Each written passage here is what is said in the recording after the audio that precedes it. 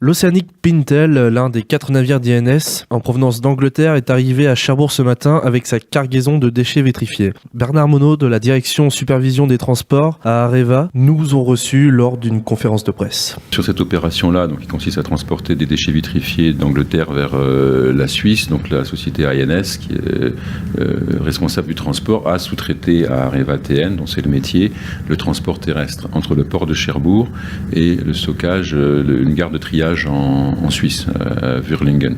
Donc nous avons accueilli ce matin le navire de la NDA.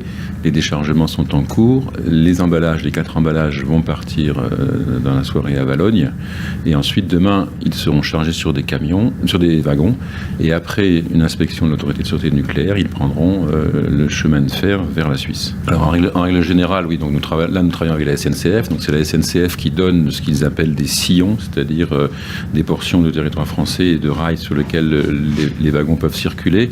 C'est vrai que nous avons auparavant fait un certain nombre d'actions, notamment auprès des préfectures. Donc avec mon camarade d'INS, nous sommes allés dans un certain nombre de préfectures, notamment les préfectures frontalières, pour expliquer qu'il y a un transport qui allait avoir lieu, quelles étaient les modalités du transport, les risques éventuels et comment ça allait se passer. Donc aujourd'hui, sur le trajet, les principales préfectures sont informées par nous préventivement et elles sont de toute façon informées par le ministère de l'Intérieur selon une procédure qui est propre aux autorités gouvernementales. Donc l'emballage en lui-même est une virole d'acier, plusieurs centimètres, dizaines de centimètres d'épaisseur, qui protège de la radioactivité.